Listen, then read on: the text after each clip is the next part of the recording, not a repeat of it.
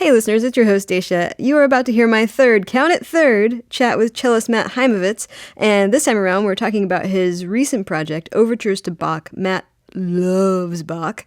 Last time he was on the show, we talked about Bach's cello suites as transcribed by his wife, Anna Magdalena. We love Matt. Matt loves Bach. It's a bizarre love triangle. Anyway, you will get to hear a lot of cool music in this episode because it's not just Bach, but it's contemporary Bach-inspired works too. Whoa, you're welcome. By the way, I just have to say a word. If what's going on in the world has you down right now, just remember what Princess Leia said. Take your broken heart and turn it into art. And with that, don't forget to subscribe to, rate us and review us on iTunes. That's it. Enjoy the episode. There's a rumor going around that classical music can be hoity-toity. But here in the classical classroom, we beg to differ. Beethoven 5. Isaiah is shaking with excitement over here. I mean, there's just so many great parts of the opera. He asked me to play his favorite spot in the first movement of the Brahms. And then he said, I started using those licks in my guitar solos. How to be classical music rock stars, because there's not enough of that in this business. Occasionally, I would plug in the mandolin to my distortion pedals. I don't change my voice. Talking to classical music voice. I'm playing classical music now. I mean, it's the same 12 notes. That's what's so cool about it. I'm Dacia Clay, a classical music newbie, and I'm trying to learn all I can about the music. Come learn with me and the classical music experts I invite into the Classical Classroom. Hello, everyone, and welcome to the Classical Classroom. I am Dacia Clay, and joining us from the Dubway Studios in New York City, back to the Classical Classroom for a third time, is Matt Haimovitz. Matt is a cellist. He's been doing a residency at New York City's Miller Theater. He's played with major symphonies and conductors all over the world, but he likes to bring classical music to concert halls and clubs alike. As a Ramones fan, I am always impressed by the fact that he was the first classical artist to record at the famed CBGB's Club, where the Ramones played. He just put out a new CD on his own Oxingale record label called Overtures to Bach. Matt, welcome back to the Classical Classroom. Thank you. Great to be back in the classroom. So you've got this thing for Bach. What is up with that? You do realize there are other composers? Really? No. There's only Bach. What's not to like about Bach? I mean, no, I think most people would not argue with me about the fact that Bach is probably, let's say, the most influential composer on future composers out there. I mean, he's just, where would we be without the music of Bach? Well, I think we've talked about Bach on this show a lot, but right. I never like to assume that somebody has listened to this show before when they're listening to an episode. So could you just describe Bach's music, why Bach is so important to classical music? Well, he wrote a lot, and it's just perfection. You know, it's like, I think of Bach like, it's so perfectly placed, you know, all these notes. Yeah. You can't add one in, you can't take one out. Yeah. You know, it's just there. And I mean, the beauty of the music, the range of emotion, the way he combines or balances the intellect and the heart, you know, in his music is pretty incredible. It's the kind of music that you can't imagine the world without. Well, you know, it's just sort of like it belongs in the world, and then it just influenced everybody who came after. I mean, he understood his craft. He worked hard. There's a humility to what he was doing in terms of his relationship to God and his the people he worked for, the church or the court and Kutin, or you know, all the different jobs he had. He was kind of a worker, you know, on one hand, but somehow it all came together in this figure. I mean, he's like, you know, it's like Shakespeare or Rembrandt or something. You know, it's like there's like a handful of figures in human history that sort of it's a miracle. It all just comes together in this figure.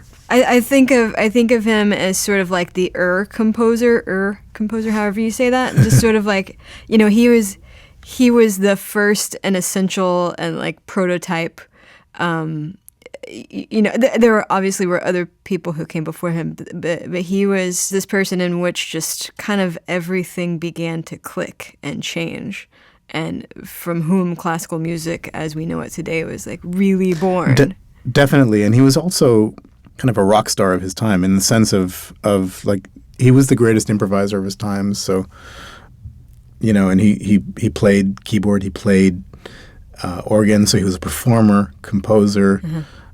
You think of the immensity of how much he wrote. I mean, I don't know when he slept. Well, and he had like 21 kids. I know. So he was busy there too. Yeah. No, I mean he was, everything was big about Bach. No, but it's pretty amazing, and so I wanted to honor him and also to sort of find a bridge from today back to his music with this current project with Overtures to Bach, and commissions. Oh, and we should mention exactly what this project is. So the CD is called Overtures to Bach, and it's got 6 new pieces by contemporary composers that you commissioned that were each paired with a Bach suite, and that essentially the new piece introduces the Bach suite that it's paired with. And this actually grew out of the residency that you've been doing at the Miller Theater at Columbia University in New York. So tell me about that. Yeah, well, I'm also playing them all season now, kind of all over the place. Unfortunately, not in Texas, but hopefully I'll get to Texas with this. But I know. I guess you got to get some classrooms to to demand. I'll see what I can do. But no, what I wanted to do was commission 6 composers to write works that engaged the Bach cello suites, but that also could move things forward in terms of the development of the cello technique and all the vernaculars that we have around us. I mean, we sort of live in this golden age, or this renaissance of like all this global music at our fingertips, and Bach would have loved that, but he only had some dance forms from Spain, Italy, France, and Germany, but he would have loved knowing about Caribbean salsa or Hawaiian chant or jazz, which these composers that I commissioned bring into their works. Well, that was kind of a thing back in the day. I remember talking. I can't remember who I talked to about this, but the music was sort of very concentrated and of a time and place because there wasn't that sort of interconnectivity. People kind of lived where they lived, and their world often stopped there. And so the music that you were hearing was very much like embodied a time and place and a personal experience in some little village or something like that. Whereas the composers that you've brought in for this CD, like now we've got the internet, now we've got jets, now we travel everywhere, and so that's really interesting. How does that play out in the music? I mean, you've got this combination of people who are working from the music of Bach, but who come from this totally different world. Yeah, well, each one of these composers brings their own musical background to it, and it's true they come from all over the world. I mean, they're all kind of American, ultimately, or immigrants. But you've got Roberto Sierra coming from Puerto Rico, and bringing the street music of Puerto Rico into it. The Caribbean salsa. You've got Vijay Iyer, India and living in Harlem and sort of real thinker and improviser and sort of coming from the jazz world. Yeah. Each one of them is coming from very, very different backgrounds, and that's what they're bringing to this engagement with this German composer. But I think even Bach, traveled hundreds of kilometers to be able to hear the greatest organist at the time, and like, I mean, he traveled as much as he possibly could, but of course, as you say, there were no airplanes, so he couldn't come and study some other musics, and some of them hadn't been around, but yeah, that's really in the nature of this project is to sort of bring in these different musical backgrounds and see what happens when those come into conversation with something from 300 years ago. So I feel like this is a good point for us to actually listen to some of the music. Do you want to introduce a piece and tell us a little bit about the composer? Just anything. Sure. Well, since we're talking about this sense of vernacular, maybe it would be fun to hear the David Sanford S-Var, which, begins. You probably won't recognize the cello early on because I'm plucking away like a jazz bass player, and I'm really trying to channel my inner Charles Mingus in that piece, and I do everything like Charles Mingus except for curse. While you're Although if you listen, turn it up, way up, and then you might hear me swear a couple of times, but certainly in the outtakes, there's some bad language.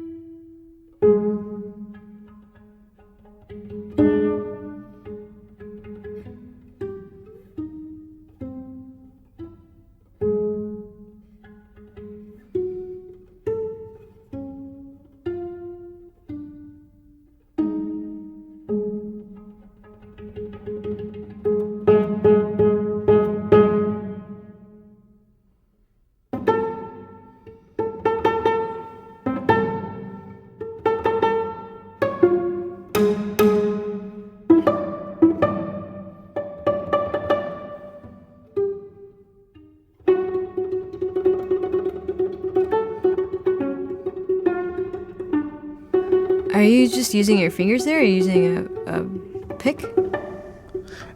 Yeah, that's my. I'm using 3 fingers in the left hand: my index, my second, and my thumb. Okay. And you can hear as I progress through that solo, my calluses are getting bigger and bigger, and blistering. Yeah.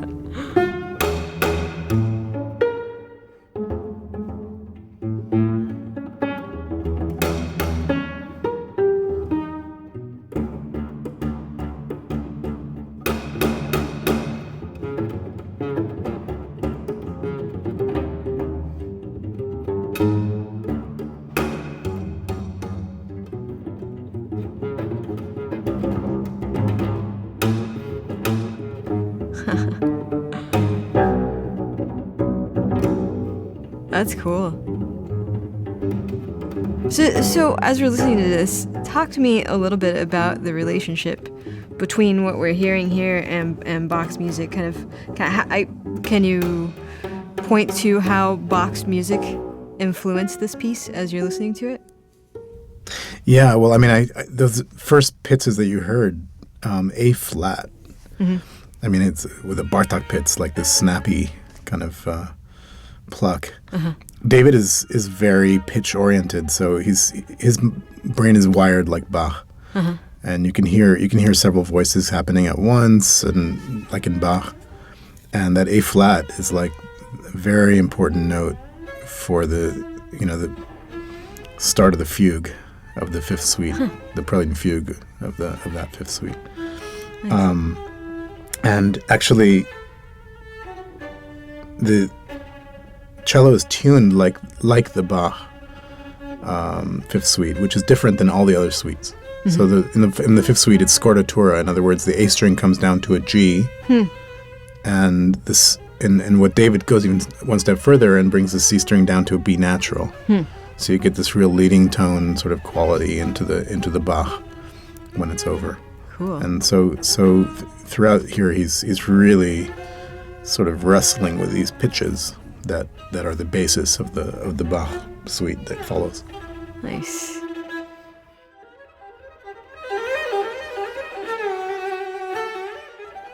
whoa, this piece has gone somewhere totally different.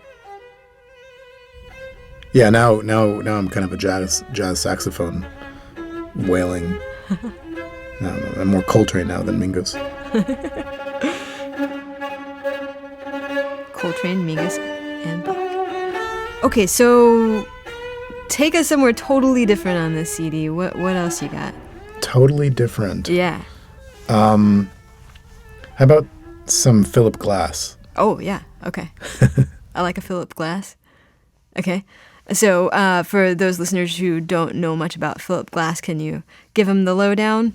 Where have you been if you don't know anything about Philip Glass? Oh my gosh. Philip is, you know Philip Glass. If you don't know Philip Glass, you do know him because he's part of pop culture, Yeah. now. I mean, he's done so many film scores, working with Martin Scorsese and just some of the great directors and collaborations with dancers, collaborations with writers, poets, visual artists, Rock bands, even. Yes. Yeah.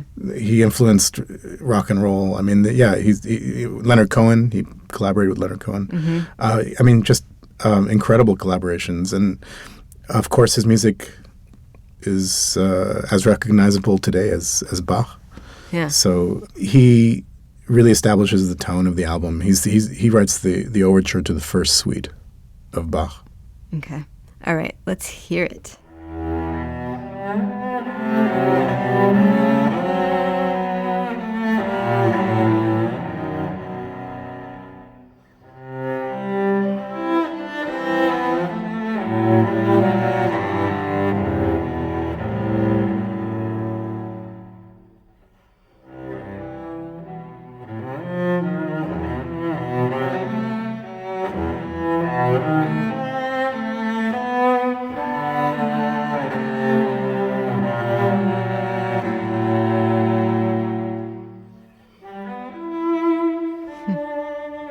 What's interesting about this piece is that I feel like when I hear most Philip Glass music, I'm like, that is Philip Glass music.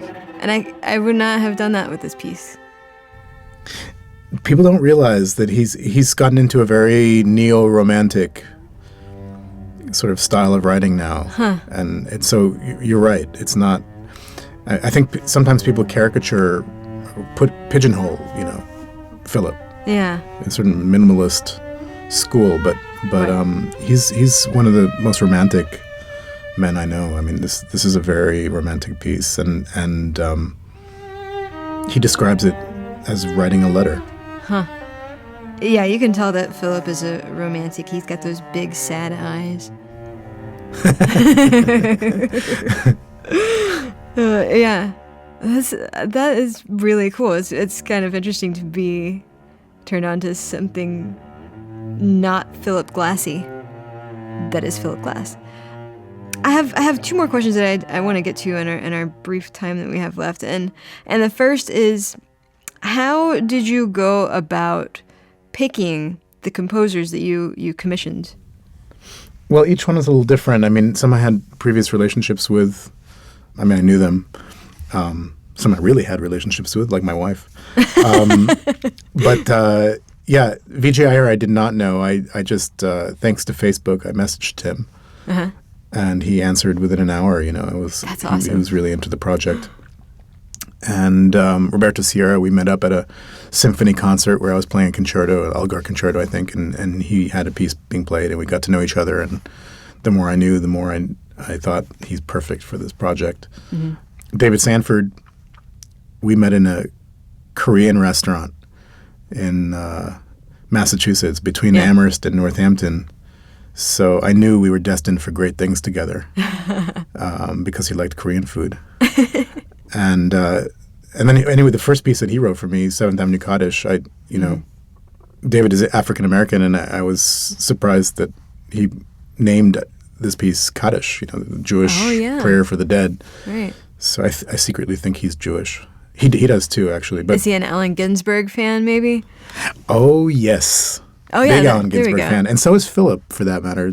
Maybe I don't know if that's known or not, but yeah, Philip wrote a piece called Howl. Oh, interesting. Okay, well there you go. Yeah. Yeah. So I love that I asked you this question about the composers, and I was expecting, well, because they, sort of have this Bach pedigree of some sort, and you're like, we were brought together by kimchi. That's how it works. That's absolutely awesome. Yeah, exactly. Kimchi brings everybody together. World peace through kimchi. Absolutely. That's great. And this is maybe like not the best question to end on because it's kind of big, but maybe you can do it quickly. I'm interested in, so we've talked a little bit about, the cultural and temporal distance between Bach and these contemporary composers on the CD. Can you sum up how a contemporary composer's process might be different from Bach's? I don't think it's different. You don't think it's different? Okay. I actually think that it's really, really similar. I mean, I think they're dealing with the same building blocks, the same sense of time, the same heart. The same. I mean, we're human nature has not changed in 300 years. Yeah. We have not evolved. If anything, we've regressed. So I think for me, it's actually amazing how close it is. That's my fascination with this, wanting to do this project is really kind of, it's like time travel, like getting into the time machine and like getting rid of the 300 years and sort of, making it all one period, in the present, taking the past and taking the future and folding it into the present. And that's, of course, these composers have hundreds of years of musical history under their belt. And so, the cello has gone on to do different things than what Bach was doing. Mm-hmm. So I can play higher, I can play different timbres, I can do, I can play faster, I can do all kinds of stuff that, wouldn't have been available or wouldn't have been known, let's say, 300 years ago. So, and the composer today has the benefit of that. I see. That history and that knowledge. Yeah. And I think, just the fact that they grew up so differently than Bach, so they are bringing, different kinds of musical languages to it. But in the end, the compositional process itself is the same. And that for me, that's actually it's a metaphor for our society today. We can celebrate the diversity. It's so incredible, all these different cultures out there, and then it all comes back. We're all connected. We're all related. And it's. I was in Europe this summer and went to a couple of places like Verona, Italy. Where you're walking around the town, and the town itself is quite old. It's 300, 400, 500 years old, 600 years. These buildings, and it's gorgeous. And of course, you imagine Shakespeare's Romeo and Juliet in one of the balconies. Right. Yeah. But then below this town is a Roman town, of 2,000 years ago. And so you're essentially walking over another city from even further back. Wow. And they live right there on top of each other. So I think that's, in a way, what this project is sort of trying to do. That's such a great metaphor for classical music today in general. Yeah, exactly. And it's a living, breathing. We're still using this city. we're still shopping and getting our gelato. Oh my God, it's always food metaphors with you. I don't know what it just brings. It's lunchtime. That's what it is. All right, Matt Haimovitz, we have sadly run out of time. It's been great chatting with you. Thanks for coming back to the classroom. I hope you come back again. Thanks a lot. It's always great to talk to you. All right, everybody, that does it for this episode of Classical Classroom. For more Classroom, go to houstonpublicmedia.org/classroom. Follow our social media links that you'll find there. Who knows where they'll take you? Email me at dclay@houstonpublicmedia.org. Subscribe to, rate us, and review us on iTunes, because Bach approves. Thanks to audio producer Todd, Mr. Robot Hulslander, for making us sound nice. Thanks to editor Mark DiClaudio for his piercing Elliot Alderson eyes. Thanks to Matt Haimovitz for being here today, and to Adrian Thorstensen at Dubway Studios for helping out. Thanks to me for saying words, but most of all, thanks to you for listening. We'll catch you next time.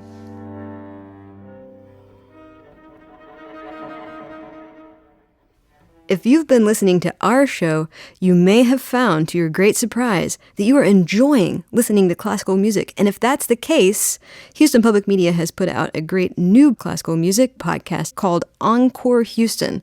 Find out more at houstonpublicmedia.org/encore. You can hear great performances by Houston organizations that are world-class. You're gonna love it.